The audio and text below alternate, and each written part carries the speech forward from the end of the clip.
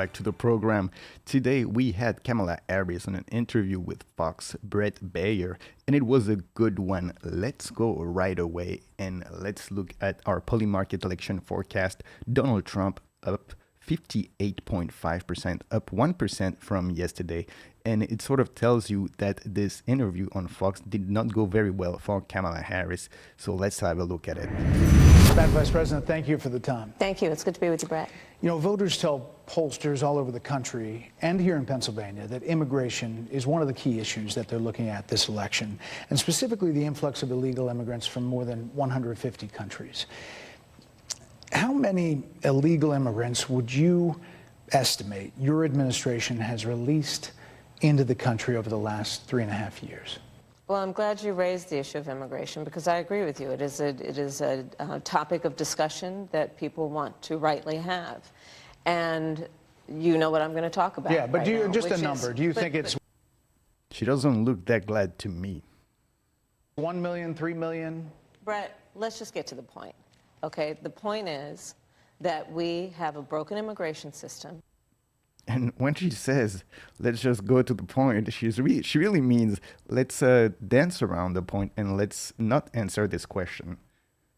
That needs to be repaired. So your Homeland Security Secretary said that 85% of apprehensions. I'm not finished. We have it's a an rough immigration estimate of 6 million people that have been needs to be- released into the country. And let me just finish. I'll get to the question. I promise you. I was beginning to answer. And And she was, I'm not finished.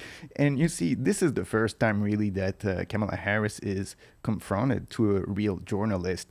Most of the interviews that she's done so far, actually all the interviews that she's done so far were in friendly territory with journalists that not only did not push back against her, but with journalists that actually threw her softballs, but also helped her with the answers. And here she is confronted with someone who's, you know, the first question he's asking her something that has never been asked of her throughout the few interviews that she's done so far. And you can tell that she's quite nervous. It's not really going the way she expected. Bret Baier going, straight out the gate here with questions that are very specific, and he's not letting her do the usual filibuster, the usual word salad that she does, where she does not answer a difficult question and instead she goes on tangents, talking about things that are somewhat related, but without answering the question. Let's see. when you came into office, your administration immediately reversed a number of Trump border policies. Most significantly, the policy that required illegal immigrants to be detained through deportation, either in the U.S. or in Mexico. And you switched that policy. They were released from custody awaiting trial. So instead, included in those were a large number of single men, adult men, who went on to commit heinous crimes.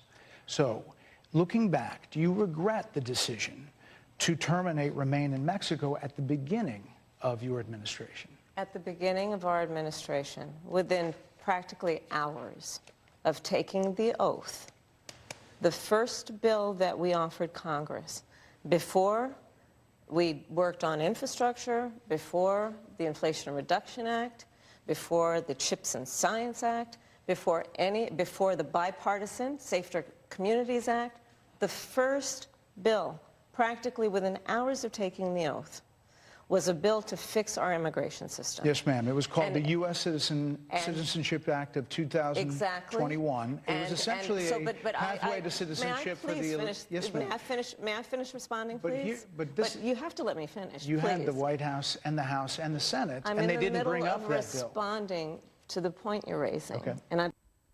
And of course, she's not answering, the question.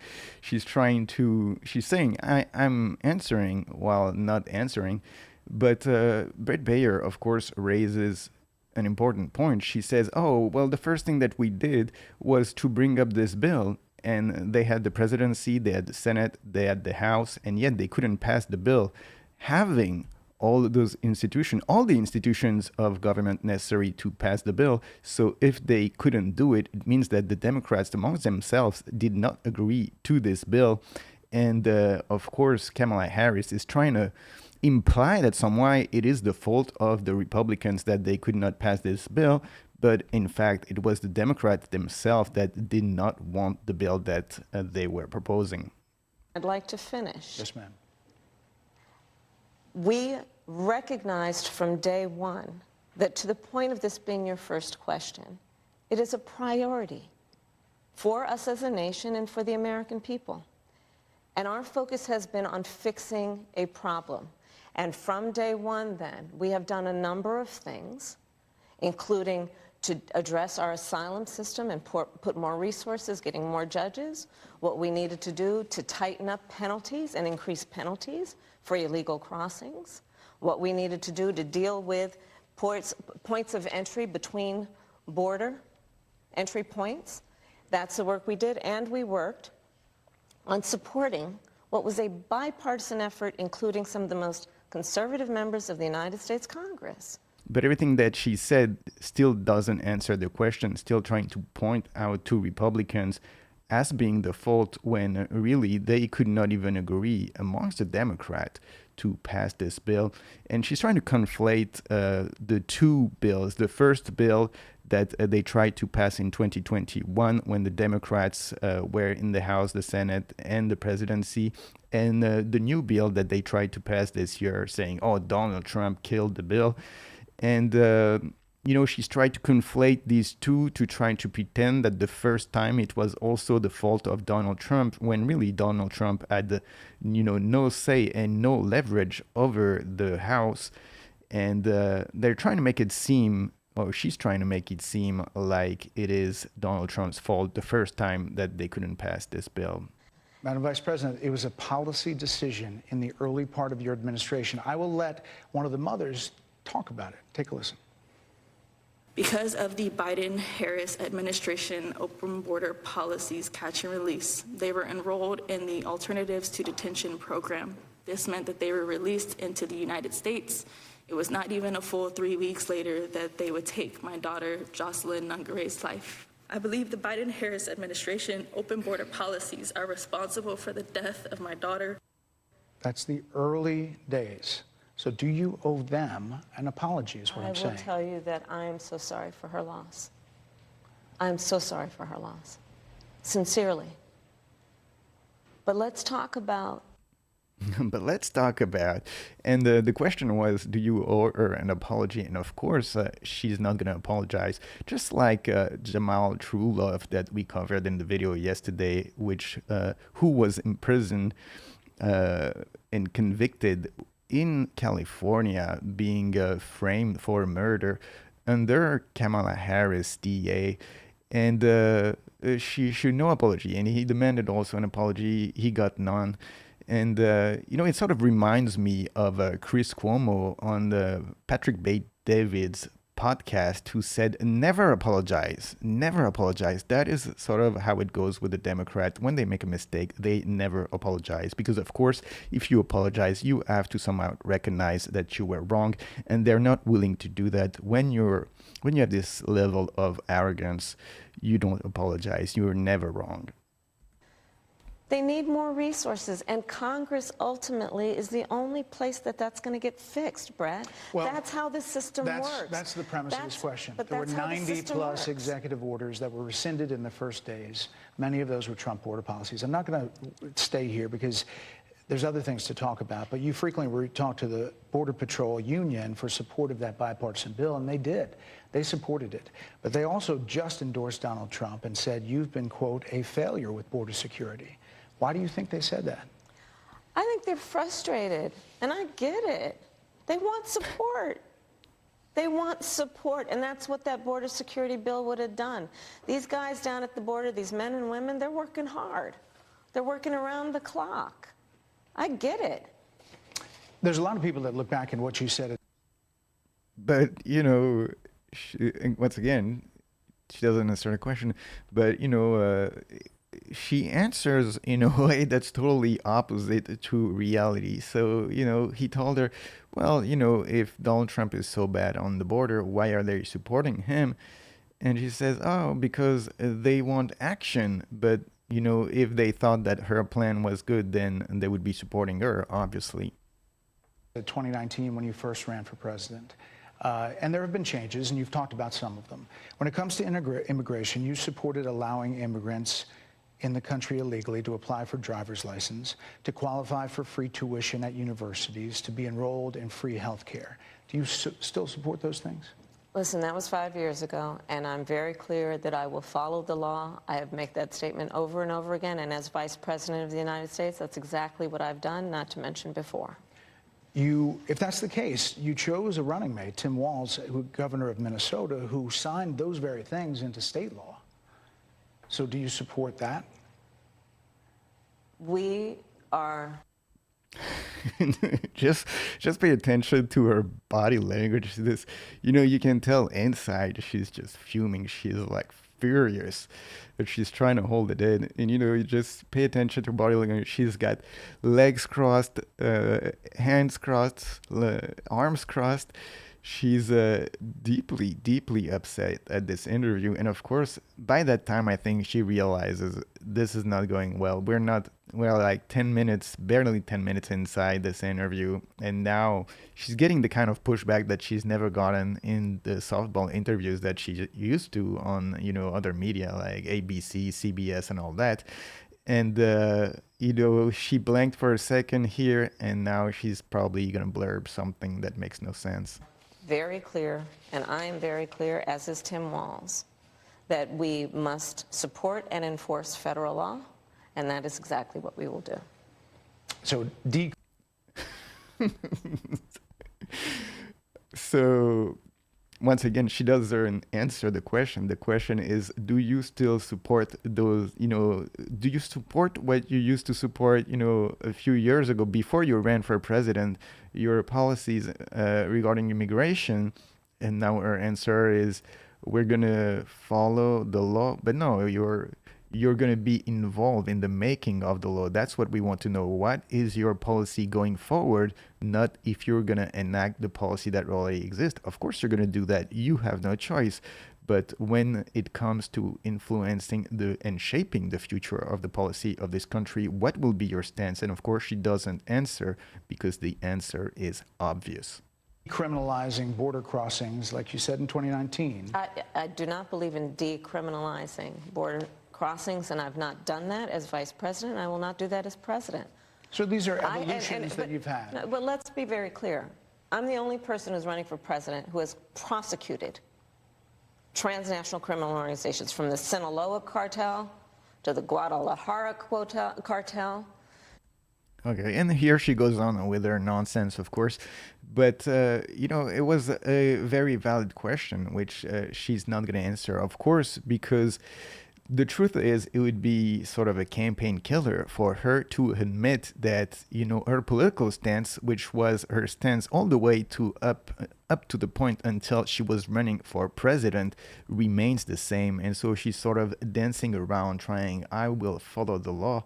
But that is not what we want to know. Because it's every commercial. But many of them add noise, but a few of them seem to break through. This particular one from the Trump campaign has gotten a lot of attention. Kamala supports taxpayer-funded sex changes for prisoners. Surgery. For prisoners. For prisoners. Every transgender inmate in the prison system would have access. So are you still in support of using taxpayer dollars to help prison inmates or detained illegal aliens to transition to another gender? I will follow the law, and it's a law that Donald Trump actually followed. You're probably familiar with, now it's a public report that... And of course, Donald Trump followed the law because you don't have a choice than following the law, even when you're president. But that's not what the question was. Is, do you still support this? Is this still your policy? And, if you are to help enact policy or change or shape policies, what will be your stance? And of course, she cannot answer. And this ad that they just showed there has an interview of her with a trans activist. And I invite all of you to watch the full interview of Kamala Harris because it's absolutely insane. And now, the problem for Kamala Harris is that she is confronted to her own words. It's not, the journalist who's putting her in a difficult situation. Here, it's an interview of herself saying things that now she has to sort of walk back or go against in an election, because, of course, most of America would not support that kind of policy. And it's very difficult for her to, be able to find some kind of answer, find something to say to sort of dismiss her prior words, and to say, well, I never supported that, when in fact she is on camera supporting this position. Under Donald Trump's administration, these surgeries were available on a medical necessity basis to people in the federal prison system. And I think, frankly, that ad from the Trump campaign is a little bit of like throwing, stones when you're living in a glass house. The Trump aides say that he never advocated for that prison policy, and no gender transition surgeries happened during his presidency. Well, you know what? You got to take responsible for what happened in your administration. Yeah, no surgery.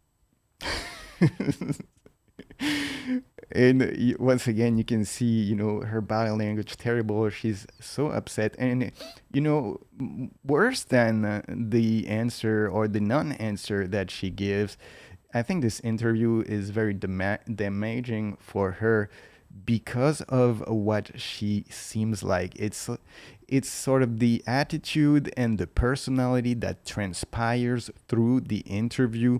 And, some of the personality flaws that you can see in the candidate here, the arrogance, the aggressivity, all that. It's just all those negative personality traits that are, coming out when she is confronted with someone who doesn't go her way. Because all along, Kamala Harris has done these interviews with media that was friendly to her, that never asked tough questions, and never pushed back against her filibustering, against her word salad, against her answering around the questions and not answering. And here you have a journalist who, he's doing a pretty decent job, but he's not super aggressive either. He's letting her somewhat talk and not answer the questions, but he brings it back, and he's brought several subjects that are difficult for her to talk about, and you can see how upset she is.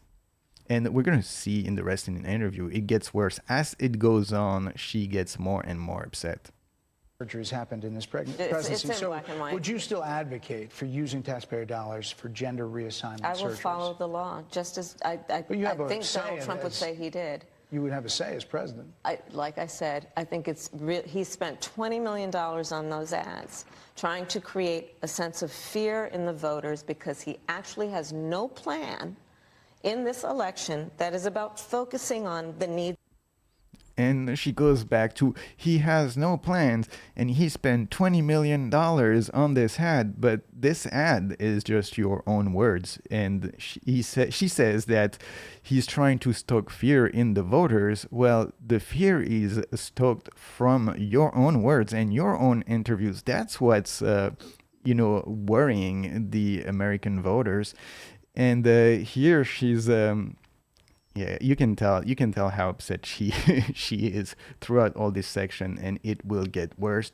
But of course, she's somehow trying to pretend in this part of the interview that, well, Donald Trump did it also. Well, yeah, because he followed the law, and the law was not a law that he was pushing for. It was a law that she was pushing for. And of course, she is on the camera saying that she not only pushed but helped to enact this law.